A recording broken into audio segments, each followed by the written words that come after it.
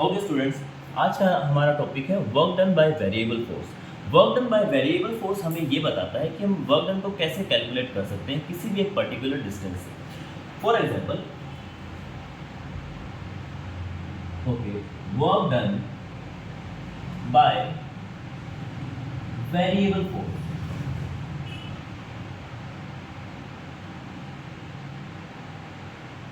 मैंने मान लिया कि मुझे बॉडी को, ये ओरिजिन है ओ, मुझे ए से लेके बी तक, ए से बी तक किसी बॉडी को पहुंचाना है।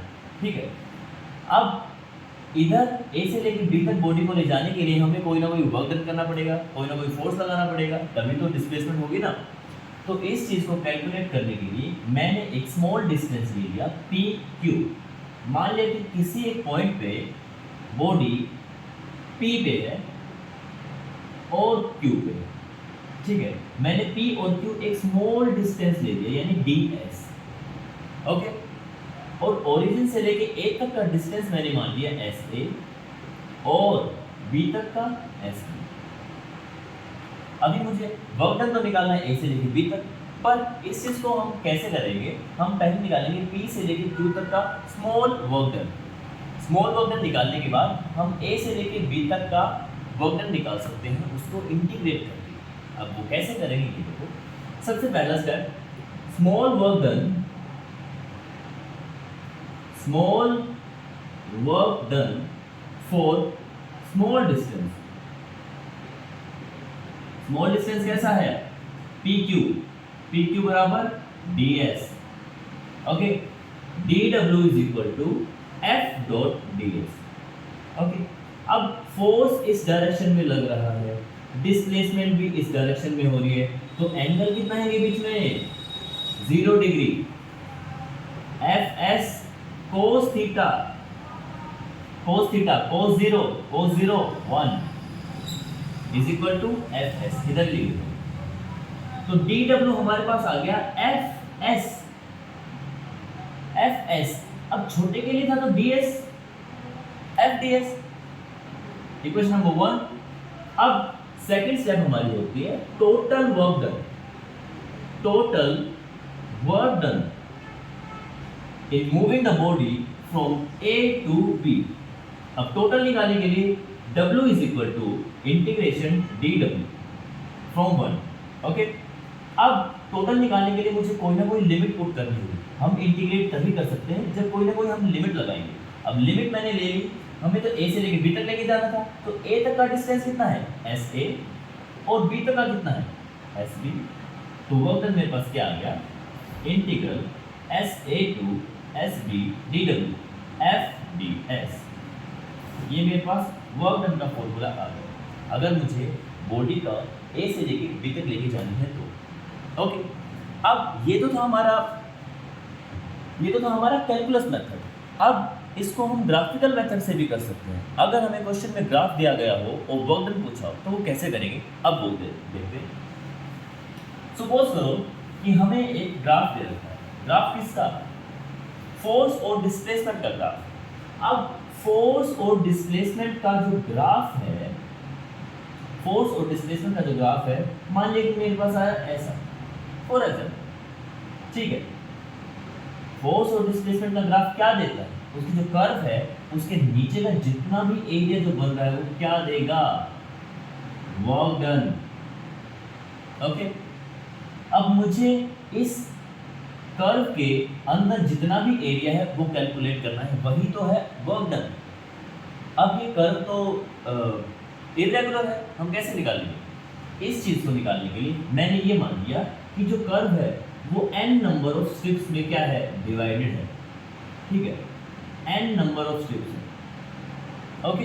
रैंडम स्ट्रिप्स है बहुत सारे, उनमें से एक स्ट्रिप है PQRS, ये वाली मैंने एक स्ट्रिप मानी। और मैंने स्ट्रिप भी कैसी मानी है? मैंने रेक्टेंगुलर मानी है। देखो, अजम्पशन कोई भी जो डेरिवेशन होती है उसे करने के दो तरीके होते हैं। सबसे पहला तरीका तो ये होता है कि हम कोई भी चीज अज्यूम करेंगे, उसके बाद हम अपने रिक्वायर्ड रिजल्ट पे पहुंच जाएंगे, ओके। और दूसरा तरीका होता है कि हम जो भी क्वांटिटी की डेरिवेशन कर रहे हैं, जिस भी उसकी क्वांटिटी की कर रहे हैं, उसका सबसे पहले हम स्मॉल निकालेंगे, स्मॉल किसी भी एक इंस्टेंट के लिए। फॉर एग्जांपल अभी हम वर्क करें तो हम dw निकाल दें, ठीक है। उसके बाद हम क्या करते हैं, हम टोटल कर देते हैं। टोटल के लिए क्या करते हैं, इंटीग्रेशन। इंटीग्रेशन तभी तो होगा ना जब उसमें कोई ना कोई लिमिट लगाएंगे, यानी फॉर एग्जांपल इसे हम w करें। तो ये दो तरीके होते हैं किसी भी डेरिवेशन को करने में। तो 11th और 12th क्लास में हम सिर्फ इन दो तरीकों से ही किसी डेरिवेशन को करेंगे, ठीक है। इसे हम कैलकुलस मेथड बोलते हैं और ये हमारा जो रेगुलर रहता है वही है। मैक्सिमम हम रेगुलर कैलकुलस मेथड से करेंगे। अब बैक टू द टॉपिक, मैंने अज्यूम किया था कि n नंबर ऑफ स्ट्रिप है, उनमें से एक स्ट्रिप है PQRS। अब जो PQRS है वही क्या है, मेरा small work done. Small work done क्या है मेरा, स्मॉल वर्क डन DW क्या होगा, PQRS। अब जो कर्व है उसके नीचे का एरिया ही तो होता है वर्क, तो मैं क्या करूंगा, ये लिखूंगा DW is equal to area of PQRS strip, STRIP, correct. Equation number 1। Same total work done, total work के लिए मैं क्या करूंगा, वही है इंटीग्रेशन। और ये तो हम दूसरा तरीका करें, इसमें हम सिग्मा भी तो लगा सकते हैं ना, W is equal to sigma F ds, ऐसे भी तो लिख सकते हो ना। अब टोटल का F ds क्या है, अब PQRS जो था अब वैसे ही n नंबर ऑफ स्ट्रिप्स है बहुत सारी। अगर इससे भी अगर तुम कंफ्यूज हो रहे हो तो तुम डायरेक्ट लिख सकते हो कि W is equal to area of n such strips, area of all the strips, okay. अब एरिया सभी स्ट्रिप्स का कलेक्टिवली क्या है, मैंने मान लिया कि A B C D, तो W किसके बराबर आ जाएगा, area of A B C D। अगर मैंने क्लोज लिया है तो A B C D A लिख सकता हूँ। तो ऐसे करके हम वर्क डन निकालेंगे आगे जितने भी क्वेश्चंस हमारे पास आएंगे, ठीक है। अभी अगला टॉपिक हमारे पास है conservative and non conservative forces. Conservative and non conservative forces कौन से, हमारे पास अभी फोर्स के दो टाइप हैं। हम बैलेंस और अनबैलेंस पढ़ चुके हैं। हमने क्या पढ़ा था, पहले पढ़ा था बैलेंस फोर्सेस। बैलेंस फोर्सेस कौन से होते हैं, मान लिया मेरे पास ये बॉडी है, मान लिया मेरे पास ये बॉडी है, नीचे तो एमजी रखता है, मैंने इधर फोर्स लगाया 10 न्यूटन और इधर से भी मैंने लगाया 10 न्यूटन। अब ये 10 और 10 न्यूटन क्या है, दोनों क्वांटिटी सेम है बट डायरेक्शन अलग है, तो एक दूसरे के इफेक्ट को क्या कर देंगे, कैंसिल कर देंगे, कैंसिल। तो जो बॉडी रेस्ट पे है तो रेस्ट पे रहेगी, यानी एक दूसरे को क्या कर रहे हैं, बैलेंस कर रहे हैं। और डिस्प्लेसमेंट कैसी हो रही है, जीरो। तो ये फोर्स कैसा हो गया, बैलेंस फोर्स। लेकिन अनबैलेंस की अगर मैं बात करूं, अनबैलेंस फोर्सेस वो होते हैं, जैसे अगर ये same body, for example this is the same body M mass, मैंने इस साइड से लगाया 10 न्यूटन, इस साइड से लगाया 15 न्यूटन, तो मेरे पास नेट फोर्स क्या आ जाएगा, 15 माइनस 10, 5 न्यूटन। इस साइड में 5 न्यूटन लगेगा ना, 10 तो इसने कैंसिल कर दिया, बचा कितना, 15, तो वो इस साइड लगेगा। इसका मतलब डिस्प्लेसमेंट कहाँ होगी, यहाँ होगी। इसका मतलब ये हुआ अगर डिस्प्लेसमेंट जीरो नहीं है तो ये दोनों फोर्सेस कैसे हैं, अनबैलेंस फोर्सेस, ओके। लेकिन अभी हम पढ़ेंगे फोर्स के दो और टाइप, कंजर्वेटिव और नॉन कंजर्वेटिव। पहला टाइप है कंजर्वेटिव फोर्स।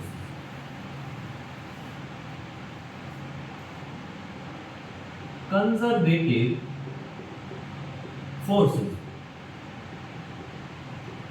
कंजर्वेटिव फोर्सेस वो होते हैं जो इनिशियल और फाइनल पोजीशन पे डिपेंड करते हैं और पाथ कैसा हमने फॉलो किया है उस पर डिपेंड नहीं करते। इसका सबसे बड़ा एग्जांपल हमारे पास हमारे सिलेबस में है, वो है ग्रेविटेशनल फोर्स।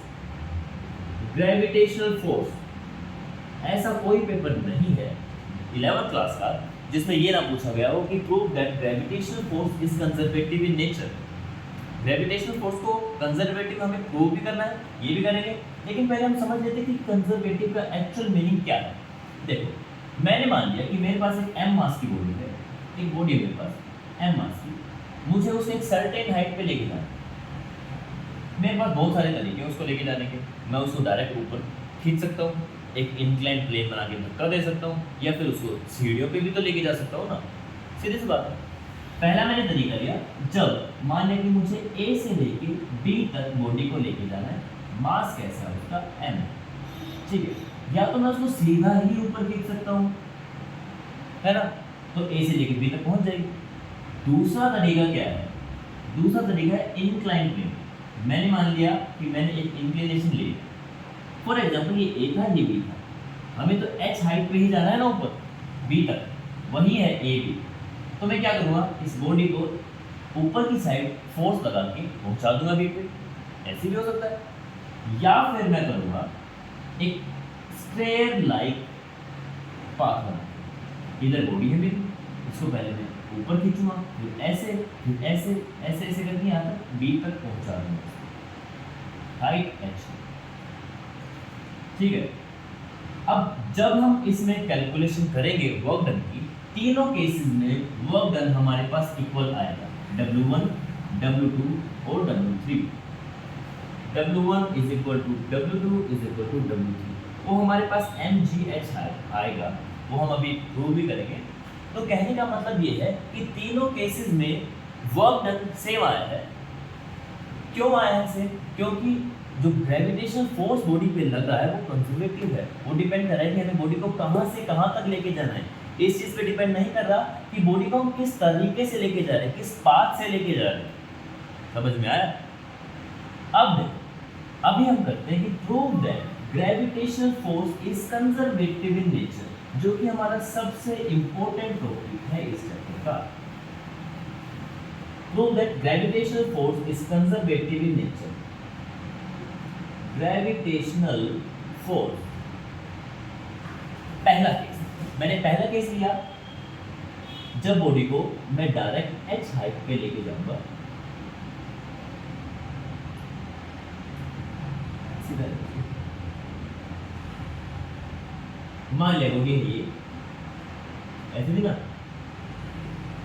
m मास की बॉडी है, तो नीचे क्या लगता है mg, करेक्ट, ऊपर क्या लगता है फोर्स, फोर्स तो ऊपर लगा रहे हैं ना हम। अब देखो इस बॉडी को मैं ऊपर की साइड खींचूंगा, मुझे इसको A से लेके B तक लेके जाना, इसका मतलब मुझे कोई ना कोई फोर्स लगाना पड़ेगा। फोर्स किस डायरेक्शन में? ऊपर की तरफ फोर्स लगेगा, और हमारी डिस्प्लेसमेंट कहाँ हो रही है? डिस्प्लेसमेंट भी ऊपर हो रही है, इसका मतलब फोर्स और डिस्प्लेसमेंट के बीच में एंगल कितना है? 0 डिग्री। तो फोर्स यानी वर्क डन किसके बराबर आ जाएगा? W1 F dot ds cos theta, dot हटा दो, cos लगा दो, F क्या है? F तो F है जी, F तो mg है, mg को बैलेंस कर रहा है, ठीक है। ds क्या है? h है, a से लेके b तक लेके जाएंगे ना डिस्प्लेसमेंट को, mgh cos थीटा, cos 0 1, तो W1 मेरे पास क्या आ गया? mgh, जो कि मेरी इक्वेशन नंबर 1, करेक्ट। अब दूसरा केस हम लेंगे, इस साइड करूंगा। दूसरा केस में हम बॉडी को एक इंक्लाइन प्लेन के ऊपर लेके जाएंगे, मान लिया ये थीटा है, ठीक है, मैंने थीटा इंक्लिनेशन लिया है बॉडी को A से लेके B तक जाने के लिए। ये m मास की बॉडी थी, नीचे क्या लगता है हमेशा? mg, ये थीटा तो ये भी थीटा, इसको दो कंपोनेंट में डिवाइड करेंगे mg को, जो कि हम पहले कर चुके हैं, पिछली यूनिट में हम कर चुके हैं लॉज ऑफ मोशन में, जब हम एंगल ऑफ रिपोज निकाल रहे थे। mg थीटा की साइड कोस वाला, और दूसरी साइड साइन, करेक्ट। फोर्स तो इस तरफ लग रहा है, फोर्स इस तरफ है, और डिस्प्लेसमेंट भी इसी तरफ हो रही है, हाइट क्या है? h, correct. W is equal to F ds cos theta, ठीक है। F तो है भी mg sin थीटा, एम जी साइन थीटा को बैलेंस कर रहा है। डीएस क्या है? डीएस तो बीसी है, बीसी। अब मुझे बताओ कि अगर ये थीटा है और साइन थीटा क्या होता है? साइन थीटा होता है P by H perpendicular upon hypotenuse. mg sine perpendicular क्या है? H, हाइपोटेन्यूज क्या है? BC into BC, correct. BC से BC कैंसिल, तो W2 मेरे पास क्या आ जाएगा? mgh। Equation number 3 sorry second, correct. अब हम लेंगे तीसरा केस। तीसरे केस में हम क्या करेंगे? बॉडी को स्टेयर लाइक पाथ से लेके जाएंगे। देखो मान लिया ऐसा पाथ है, ठीक है, h हाइट है। अब ना तो ये डिफाइन है ना ये डिफाइन है, अज्यूम कर रहे हैं।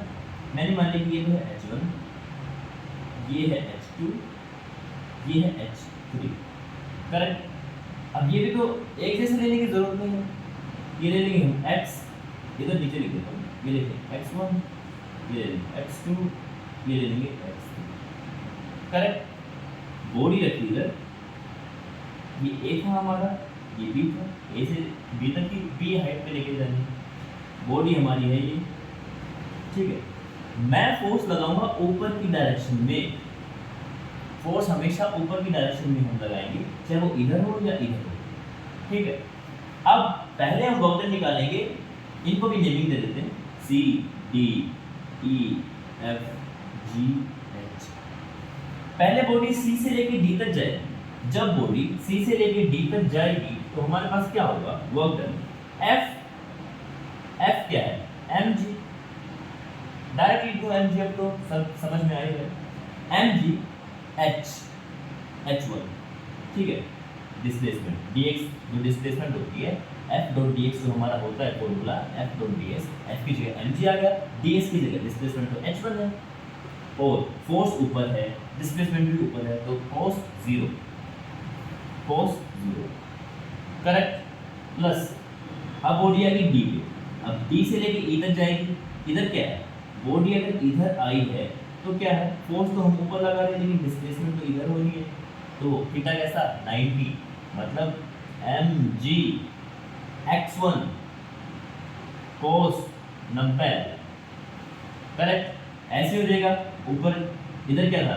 mg h1 cos 0, इधर क्या हो गया? mg x1 cos 90, इधर mg h2, सिमिलर करेंगे हम सभी कुछ, plus mg h2 cos 0 plus mg x2 cos 90 plus mg h3 cos 0 plus mg x3 cos 90, 0 90 0 90 0 90, correct. 0 वाले 0 cos 0 1 होता है, cos 90 0। अब जो जहाँ पे भी cos 90 है वो वाली टर्म 0 हो जाएगी, तो हमारे पास बच क्या गया? mg common h1 plus h2 plus h3, ठीक है। w3 is equal to mg h1 plus h2 plus h3 किसके बराबर है? h के। देखो h1 h2 h3 तीनों मिलकर तो h ही बनाएंगे ना, mgh, which is equation number 3। तो W1, W2 और W3 तीनों बराबर आए हैं। इसका मतलब जो ग्रेविटेशनल फोर्स है वो पाथ के ऊपर डिपेंड नहीं करता, वो सिर्फ इस चीज के ऊपर डिपेंड करेगा कि हमें बॉडी कहाँ से कहाँ तक लेके जानी है, ठीक है। Hence prove. तो देखो सबसे पहले हमने क्या किया? हम प्रूव कर रहे थे कि prove that gravitational force is conservative nature, मतलब वो इनिशियल और फाइनल पोजीशन पे ही डिपेंड करेगा, कैसा पाथ हमने फॉलो किया उस पर डिपेंड नहीं करेगा। इसके लिए हमने 3 केसेस लिए। सबसे पहला लिया कि हम बॉडी को डायरेक्ट बी तक पहुंचा देंगे, ऊपर पुल करके फोर्स लगा के। फोर्स ऊपर लग रहा है, डायरेक्शन ds है, यानी cos 0 हो जाएगा। W is equal to F D S cos theta, ये हम जानते ही हैं।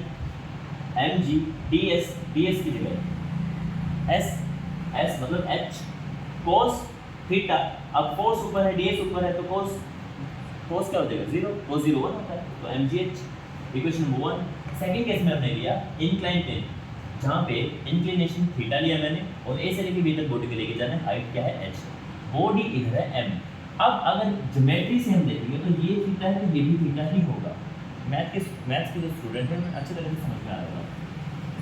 और हमने पिछले चैप्टर में भी किया था कि जब एंगल ऑफ रिपोज निकाल रहे थे उसमें हमने किया था mg को हम दो कंपोनेंट्स में डिवाइड करेंगे, जहाँ पे थीटा है वो कोस कंपोनेंट होता है उसका, और जहाँ पे थीटा नहीं है वो साइन कंपोनेंट होता है।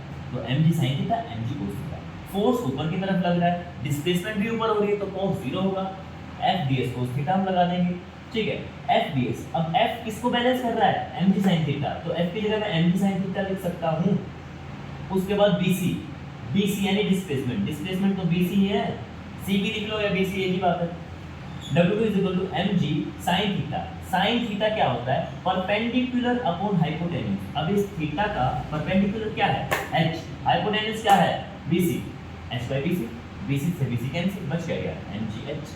अब तीसरे केस में मैंने क्या लिया कि मैंने मान लिया कि मेरे पास स्टेयर है, ठीक है, मैं बॉडी को स्टेयर से लेके जाऊंगा, ठीक है, वहीं पहुंचानी है मैं बी तक ही, ए से लेके बी तक।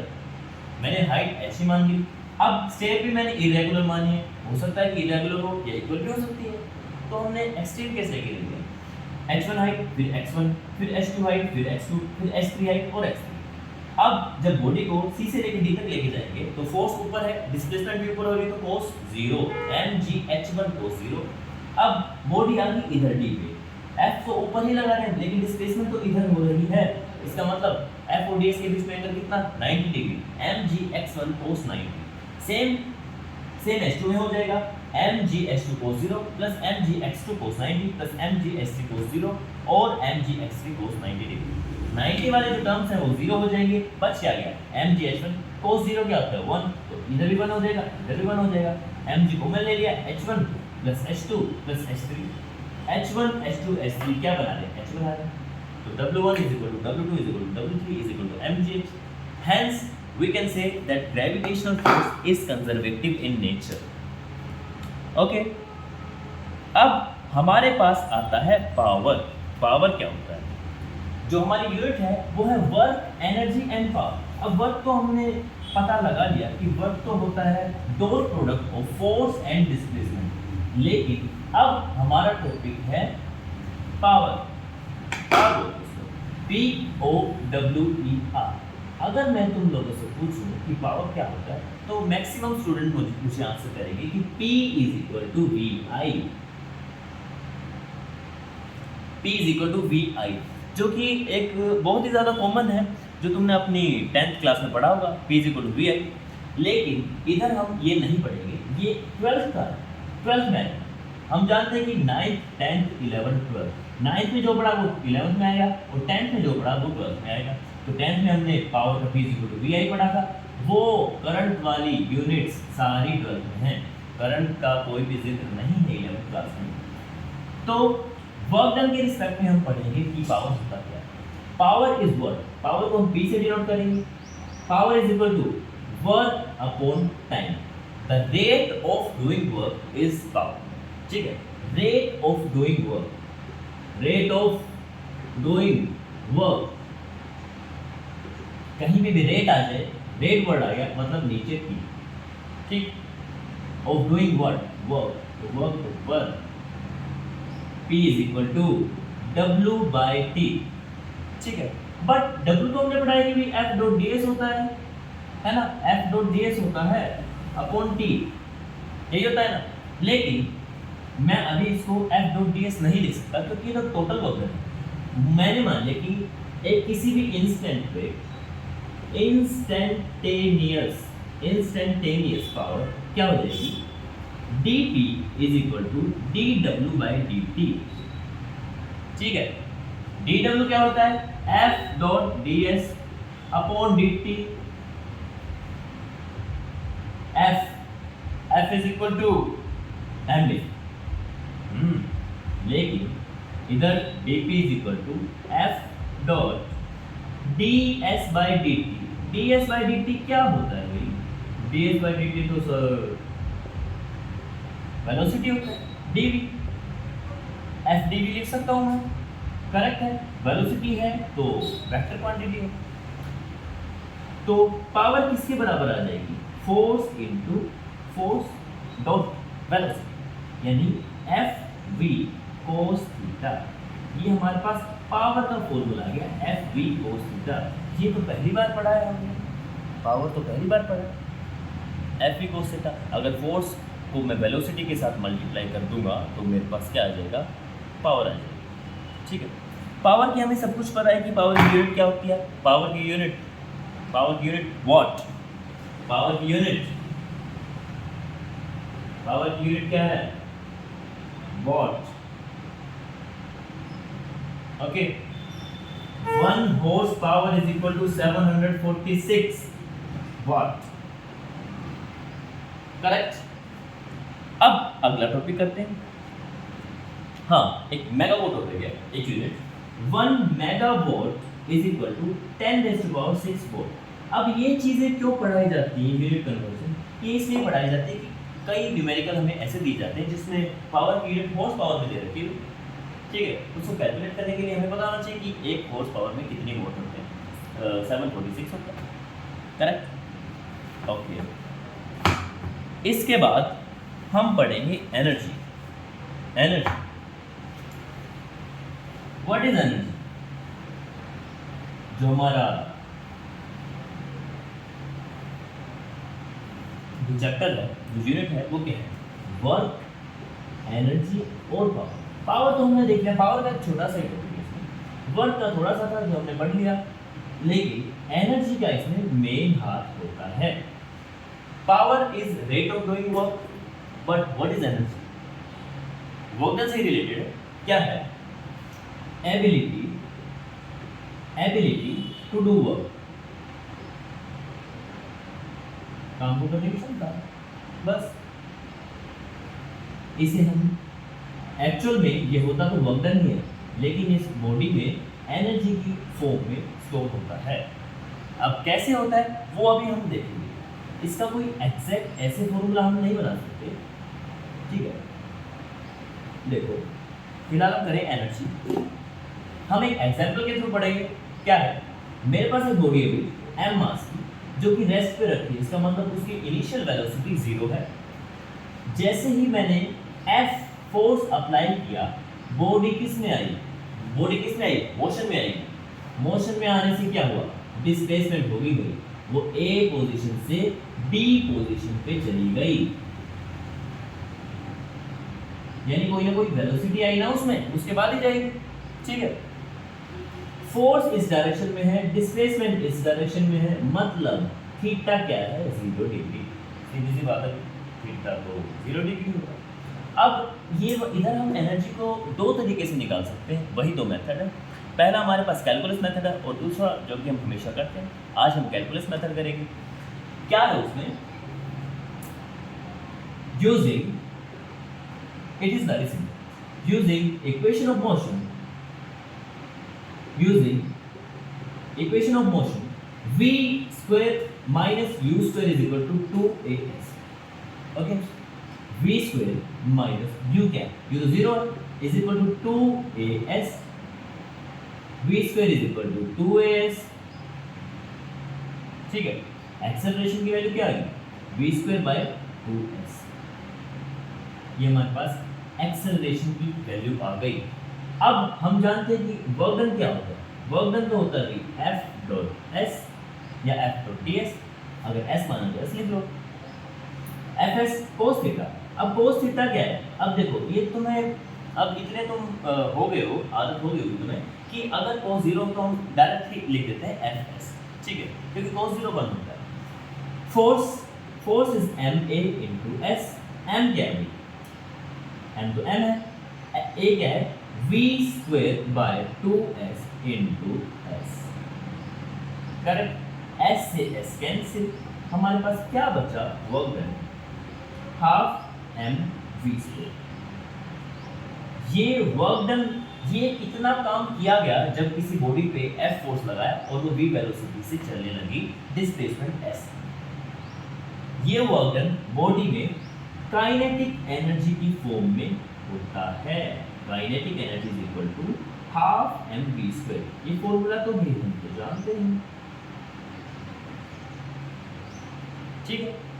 तो ऐसे हम प्रूव कर सकते हैं कि एनर्जी का फॉर्मूला क्या होता है, हाफ mv²। ये जो डेरिवेशन थी ये थी काइनेटिक एनर्जी। ओके, तो ये था हमारा सिंपल मेथड। अभी हम देखते हैं आगे का टॉपिक हमारे पास क्या है। हम इसको कैलकुलस मेथड से भी कर सकते हैं। कैलकुलस मेथड से चलो कर ही देते हैं, साइड पे कर देता हूँ। कैलकुलस मेथड में हमारे पास क्या होता है, dw is equal to f dot. अब देखो कैलकुलस मेथड वही होता है, हम स्मॉल निकाल के उसका टोटल कर देते हैं, इंटीग्रेट करके f dot ds। f is equal to mads होगा ना, f is equal to mads। a क्या होता है, a तो भाई dv बाय dt होता है, चेंज इन वेलोसिटी होता है ना। a is equal to dv by dt, अरे v is equal to ds by dt, a is equal to dv by dt। ये दो फॉर्मूलाज तो तुम्हें टिप्स में याद होने चाहिए। करेक्ट, क्या बन गया, dv बाय dt a होता है, लेकिन हमें इधर तो ds बाय dt बनाना है। क्या बन गया, v mv dv। ये dw इक्वेशन नंबर 1, ठीक है। अब हम क्या निकालेंगे, ये हमने निकाला था small work done. Small work done, ये अंडरस्टूड है कि मैंने स्मॉल वर्क डन किसी p q नाम के स्मॉल डिस्टेंस के लिए निकाला है। मैंने माना कि बॉडी p और q पोजीशन पे थी, तब उसका वर्क डन क्या था, वो था mv dv। करेक्ट।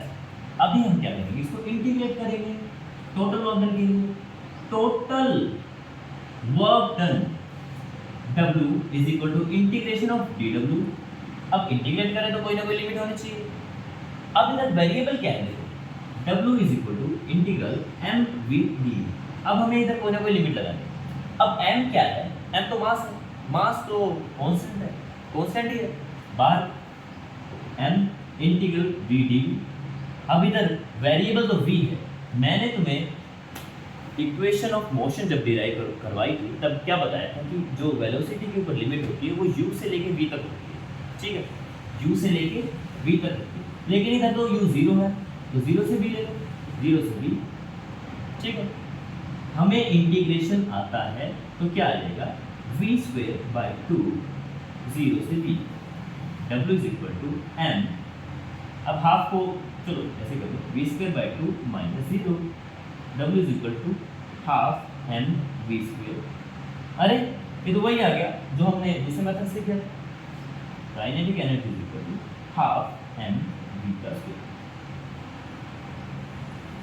ठीक है, तो ऐसे हम काइनेटिक एनर्जी को डिराइव कर सकते हैं कैलकुलस मेथड से और हमारे इक्वेशन ऑफ मोशन से, ठीक है। अब अगला टॉपिक आता है work energy theorem. Work energy theorem भी सेम चीज है, बिल्कुल डिट्टो सेम चीज है। वर्क एनर्जी थ्योरम हमें क्या बताती है, देखो work energy theorem, work energy theorem हमें ये कहती है कि जो वर्क डन है वो होता है चेंज इन काइनेटिक एनर्जी, यानी half m v² minus half m u²। Correct, half m हमने कॉमन ले लिया, v² माइनस u²। हमें ये रिलेशन डिराइव करना है। पिछले वाले केस में हमने क्या किया था कि बॉडी हमारी रेस्ट पे थी, u इज इक्वल टू 0 था और v वेलोसिटी पे वो आगे थी, m हमारे पास मास था, फोर्स लगाया था F, डिस्प्लेसमेंट हुई थी ds या फिर s, ठीक है, यही होता ना, u 0 था। अब वर्क एनर्जी थ्योरम की जब हम डेरिवेशन करेंगे उसमें हमें u को 0 नहीं लेना, u को u रखना है, u से लेके v। अरे फिर तो अगर हम कैलकुलस से अगर ये करेंगे तो इधर तक तो सेम है भाई, इधर तक क्यों, ये तो पूरी ही सेम है। लिमिट हमें 0 से लेके v तक नहीं लेनी, u से लेके v तक लेनी। तो क्या चेंज आएगा, ये 0 इधर क्या हो जाएगा, u इधर क्या हो जाएगा, u इधर क्या हो जाएगा, यू स्क्वायर बाई 2, इधर क्या हो जाएगा हाफ एम यू स्क्वायर, इधर क्या हो जाएगा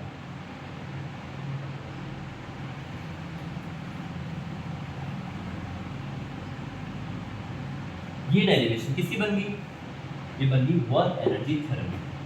तो वर्क एनर्जी एंड पावर ये ऐसी यूनिट है जो कि बहुत ही ज़्यादा स्कोरिंग है और बहुत ही ज़्यादा इजी है। अगर आपको मेरा लेक्चर पसंद आया हो तो हम मेरे चैनल को सब्सक्राइब कीजिए और लाइक कीजिए। Thank you so much.